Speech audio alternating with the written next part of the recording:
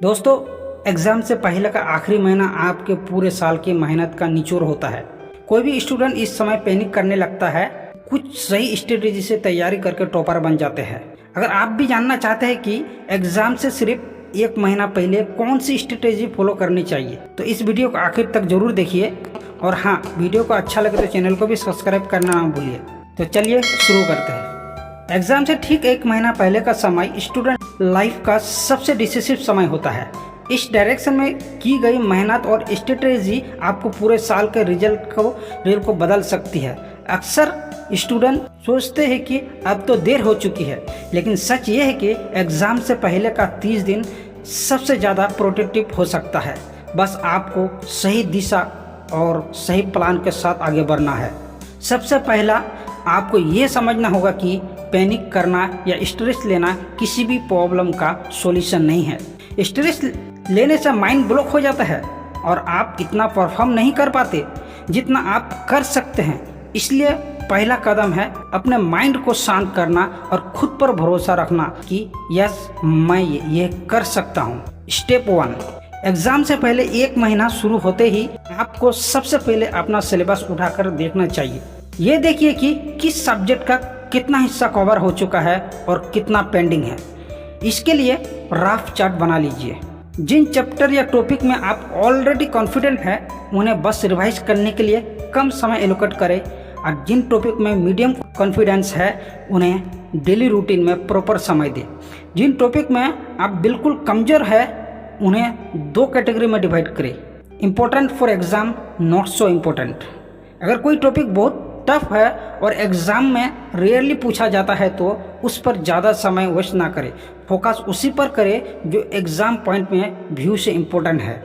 Step 2, एक महीना के अंदर सक्सेस पाने के लिए आपका डेली रूटीन क्लियर होना चाहिए। अर्ली मॉर्निंग 5 या 6 बजे उठने की आदत डालिए, क्योंकि सुबह का समय सबसे ज़्यादा प्रोडक्टिव होता है। आपका डेली शेड्यूल कुछ ऐसा होना चाहिए।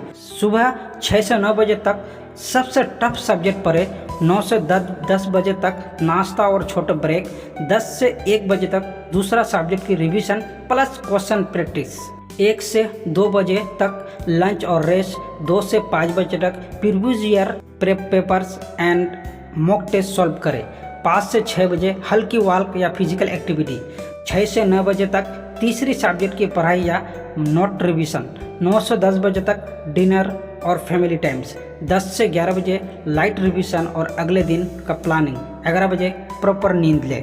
इस समय नींद कम करने की गलती कभी मत कीजिए। कम नींद लेने से मेमोरी शार्प नहीं रहेंगे और कंसंट्रेशन कमज़ोर होगा। स्टेप 3, रिवीजन ही एग्ज़ाम से पहले का सबसे बड़ा वेपन है। एक बार पढ़ने से नॉलेज शॉर्ट टर्म मेमोरी में रहता है, लेकिन बार बार रिवाइज करने से नॉलेज लॉन्ग टर्म मेमोरी में शिफ्ट हो जाता है। फर्स्ट रिवीजन में पूरा चैप्टर जल्दी ओवर करें। सेकंड रिवीजन में की पॉइंट और फॉर्मूलास याद रखिए। थर्ड रिवीजन में सिर्फ शॉर्ट नोट और हाईलाइट किए गए पॉइंट देखें। अगर आप इस टेक्निक को फॉलो करते हैं, तो एग्ज़ाम से पहले आपका दिमाग ऑटोमेटिकली एक्टिव रहेगा और एग्ज़ाम हॉल में आंसर आसानी से याद आ जाएंगे।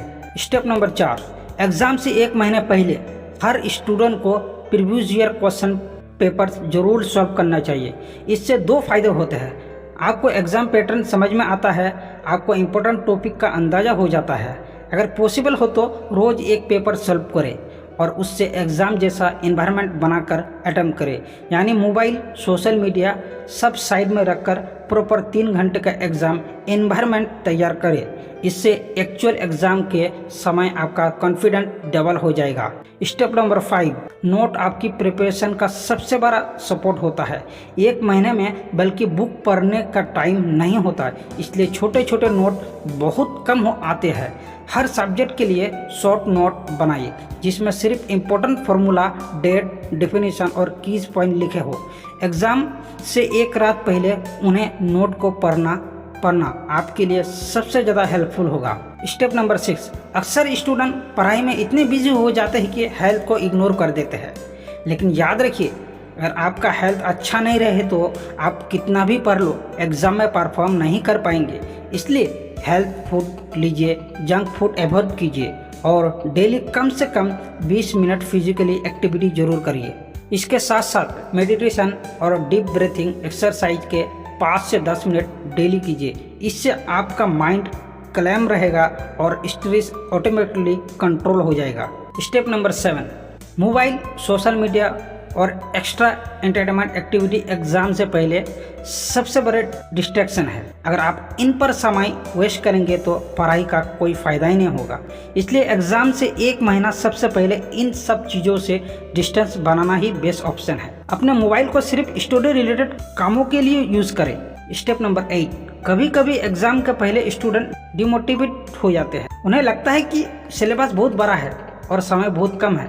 ऐसे में मोटिवेशन बनाए रखने के लिए आपको डेली छोटे छोटे गोल अचीव करने चाहिए। हर दिन का एक टारगेट बनाइए और उसे पूरा करने के बाद खुद को सराहना कीजिए। साथ ही पॉजिटिव सोच रखो। याद रखो कि एग्ज़ाम सिर्फ आपका नॉलेज चेक करता है, आपका लाइफ का पूरा फैसला नहीं करता। इसलिए पूरी एनर्जी और डेडिकेशन से मेहनत कीजिए, लेकिन पैनिक मत कीजिए। स्टेप नंबर 9, हमेशा टाइमर लगाकर पढ़ाई करें। इससे आपकी स्पीड बढ़ेगी। हर सब्जेक्ट के लिए लास्ट 10 इयर्स का इंपॉर्टेंट क्वेश्चन लिस्ट बना लीजिए। ग्रुप डी स्टडी करने से बचिए, क्योंकि इस टाइम इंडिविजुअल फोकस ज़्यादा कम आता है। एग्जाम हॉल में जाने से पहले खुद को पॉजिटिव एफर्मेशन दीजिए। मैं ये कर सकता हूँ, मैं तैयार हूँ। दोस्तों, याद रखिए कि जिंदगी में कोई भी बड़ी सफलता एक दिन में नहीं मिलती। ये एग्जाम भी आपके लिए एक बड़ा अवसर है। जिस तरह खिलाड़ी ओलंपिक से पहले सालों तक प्रैक्टिस करते हैं, उसी तरह स्टूडेंट भी एग्जाम से पहले महीनों तक प्रैक्टिस करते हैं। और एग्जाम से पहले का ये 1 महीना आपको पूरे साल की प्रैक्टिस का अंतिम चरण है। हो सकता है आपको लगे कि सिलेबस अभी भी बहुत ज़्यादा बाकी है, लेकिन अगर आप आज से ही एक्शन लेते हो, 30 दिन में वंडर कर सकते हो। सोचिए, अगर आप रोज 10 घंटे भी पढ़ाई करते हैं तो 1 महीने में 300 घंटा हो जाते हैं। 300 घंटे किसी भी स्टूडेंट के लिए गेम चेंजर हो सकते हैं। इसलिए एक्सक्यूज छोड़िए, अभी से अपनी जर्नी स्टार्ट कीजिए। याद रखिए, विजेता कभी हार नहीं मानते और जो हार मान लेते हैं वो कभी जीत नहीं पाते। दोस्तों, एग्जाम से पहले का 1 महीना ही आपकी ज़िंदगी बदल सकती है। सही स्ट्रेटेजी, सही मेहनत और पॉजिटिव सोच, आप वो रिजल्ट ला सकते हैं जिसकी आपने पूरे साल उम्मीद की। अगर ये वीडियो आपको हेल्पफुल लगा है तो इसे लाइक और शेयर कीजिए, ताकि और भी स्टूडेंट इसका फ़ायदा उठा सके।